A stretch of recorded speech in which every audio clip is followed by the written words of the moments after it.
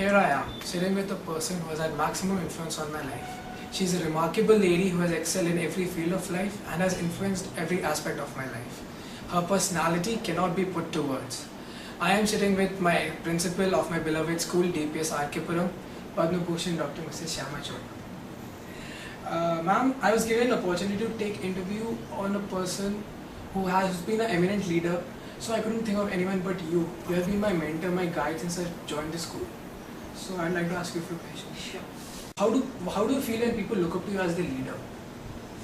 Actually, whatever you are saying seems to be very different from what I feel about myself.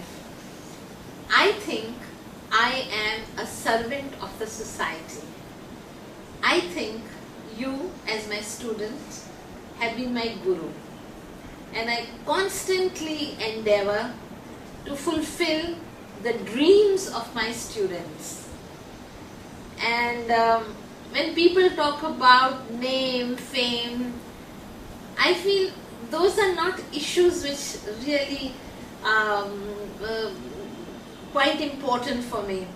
What is important for me is to be able to look after each and every individual who comes into my life on every single day, and to create a vision for him or her, to be able to lead him to become somebody who will also in turn do the same as I am doing. So you think of passing on your qualities to people and... Well, I don't know whether it's qualities or it is legacy, but I do have certain beliefs, certain, issues of life that are important. And the most important thing is mindful thinking. I feel that I should be very mindful when I am living my life. Every breath of mine should be utilized. Not for myself, but for what I can give to others. Now, I can only give something if I have something. If my pockets are empty, I cannot even do charity. So, in the last 45 years, I have been with students and they have taught me so much. In a way, I'm a very rich person. I'm rich with the riches of my experiences, with the riches of my exposure and the riches of my education. And I sincerely hope that love for learning, which was injected into my life by my parents and teachers, I can inject in the lives of those who meet me. So for me, leadership is leading the youth into realms of life where they can lead others with ethics, with morality, and by example. So you said your parents, your teachers, your students, they inspired you. Are there any other prominent leaders that inspire you? That you think of when you yes, do anything? they are very, very, should I say, known to everybody. I still think one of my most beloved icons is Bill Gates. Oh. Okay, and Melinda. Please recall some instances of your life which nurtured inside you within you the quality of leadership. I really don't know how to think about leadership.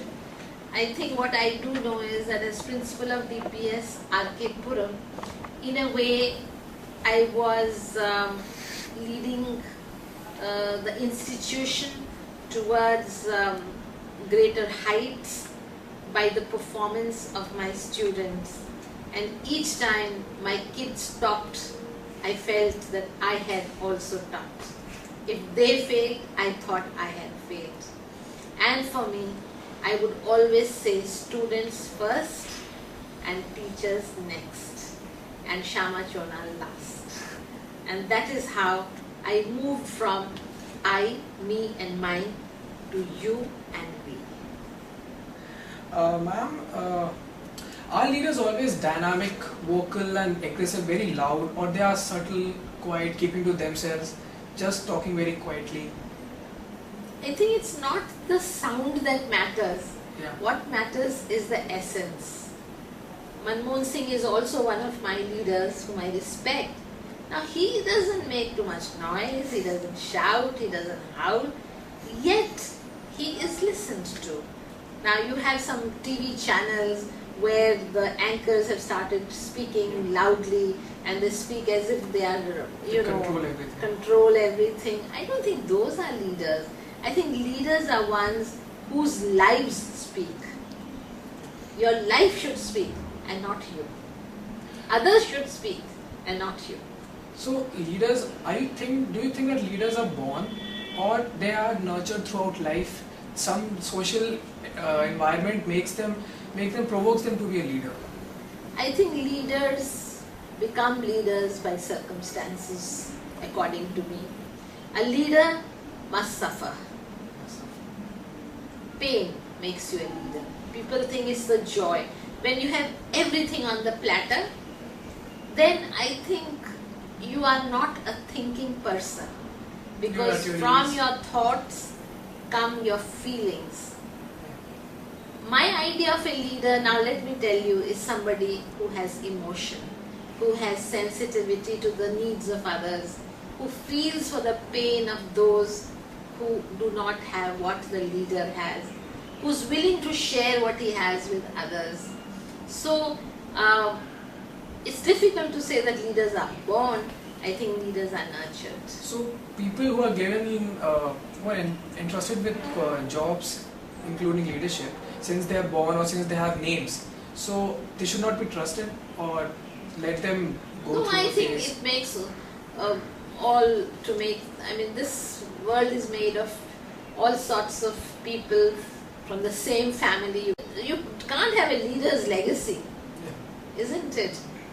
This is all about proving yourself to the world that you are doing something for the world, and the world has to recognize you as a leader. You may think you're a great leader, but we don't know what the others think of you. In your point of view, what kind of leaders are required for the present generation? I think we need leaders whose lives are transparent. We need leaders who are honest.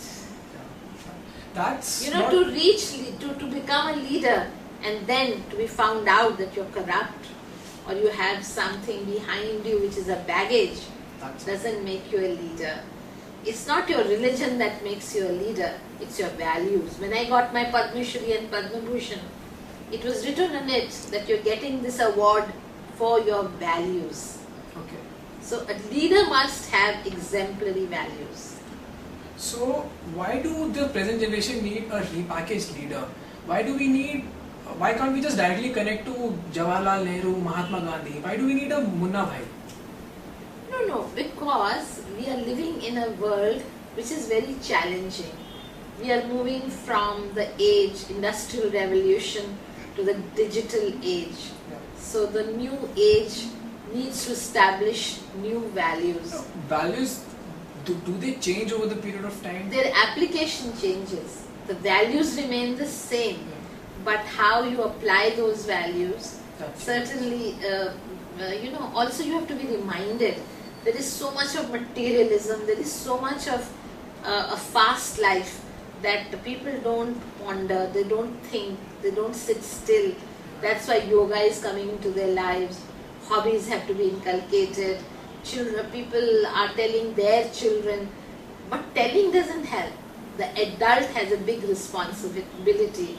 I always say when you become an adult, you get adulterated.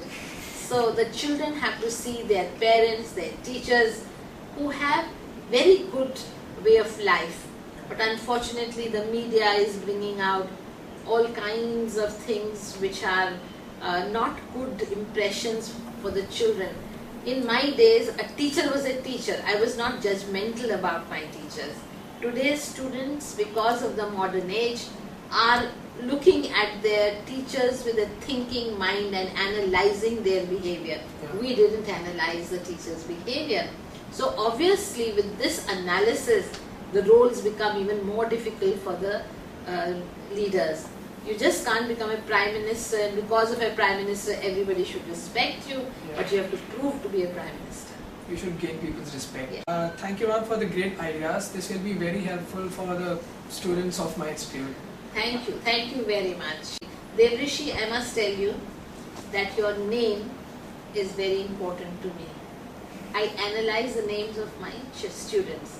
You are Dev and Rishi. Now Dev is God and Rishi is the first step to reaching the God. Saint. I think saint. Rishi. I think that's the richest culture of our country. My name is Shama, which means a Devi. So we live up to our names, and I do hope you will live up to your name. Thank you, ma'am.